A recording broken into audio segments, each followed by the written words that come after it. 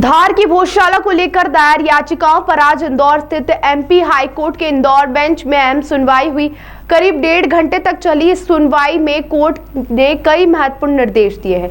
अदालत ने साफ किया है कि मामले की विस्तृत सुनवाई 2 अप्रैल से लगातार की जाएगी। साथ ही कोर्ट खुद 2 अप्रैल से पहले भोजशाला परिसर जाएगी। वहीं दरअसल धार स्थित भोजशाला को लेकर दाखिल याचिकाओं पर सोमवार को इंदौर बेंच में सुनवाई हुई।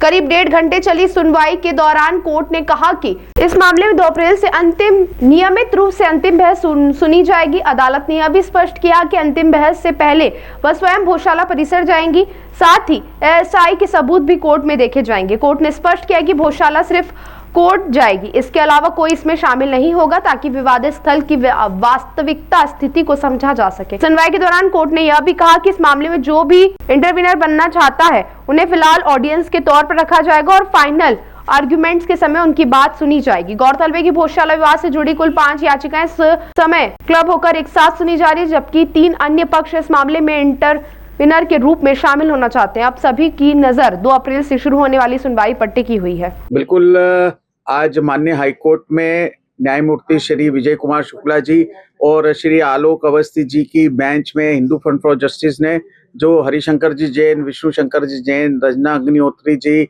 और विनय जोशी जी के साथ मिलकर ये याचिका लगा रखी है। इसमें भोजशाला मामले में आज सुनवाई हुई है और पूरे ही प्रकरण में सबसे सुखद समाचार यह निकल के आया है कि माननीय दोनों न्यायाधीश ही भोजशाला माँ सरस्वती के मंदिर पधारेंगे। ये एक बहुत ही उत्साहजनक खबर है और इसके साथ ही जो है चूंकि आज 5 प्रकरण पे बात चल रही थी, उसमें 4 याचिका और 1 अपील थी और काफी लोग उसमें पार्टीज थे और काफी कुछ नए इंटरवीनर भी आए थे। तो विष्णु शंकर जी जैन जो वीसी के माध्यम से इसमें जुड़े थे, उन्होंने माननीय सुप्रीम कोर्ट के आदेश का हवाला भी दिया कि इस प्रकार से तो ये प्रकरण काफी लंबा खींचा जाएगा और जो जल्द से जल्द निस्तारण होना चाहिए वो हो नहीं पाएगा।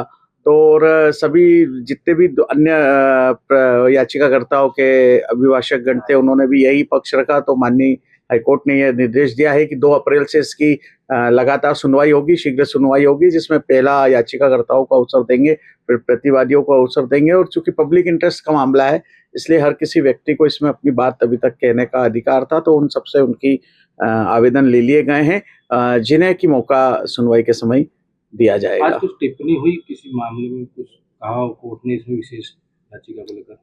बिल्कुल, काफी सारी मैंने आपको बताया ना कि एक तो जो है वो रीट अपील थी और बाकी 4 थे। तो वो लगभग 1 घंटे से 1.5 घंटे तक पूरे एक पॉइंट वाइज जो है और एक याचिका पर उसमें बात हुई। जो इंटरवीनर हो रहे थे उनने बात की।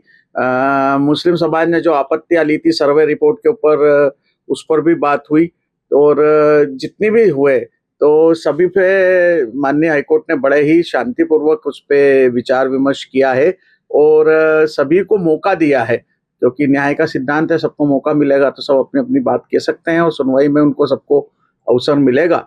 और आगे जाके हमें ये उम्मीद है कि जो शाश्वत सत्य है कि माँ सरस्वती का मंदिर है भोजशाला, और जिसमें यह सर्वे हुआ था, तो इस सर्वे का हिंदू फ्रंट फॉर जस्टिस ने, हमारे अभिभाषकों ने स्वागत किया है और उसके सर्वे रिपोर्ट को लागू करने के लिए और जो हमारी प्रमुख मांग है कि धार्मिक स्वरूप तय किया जाए भोजशाला का, तो आगे चल के ऐसा लग रहा है कि बहुत शीघ्र जो है वो भोजशाला पर हिंदू समाज का पूर्ण 2 अप्रैल को जाएंगे वहां पर, तो कौन जाएगा? 2 अप्रैल तो आगामी तिथि है, लेकिन माननीय न्यायाधीशगण 2 अप्रैल के पहले ही भोजशाला जाएंगे। आपका शुभ नाम? आशीष गोयल, याचिकाकर्ता भोजशाला धार, प्रदेश उपाध्यक्ष हिंदू फ्रंट फॉर जस्टिस।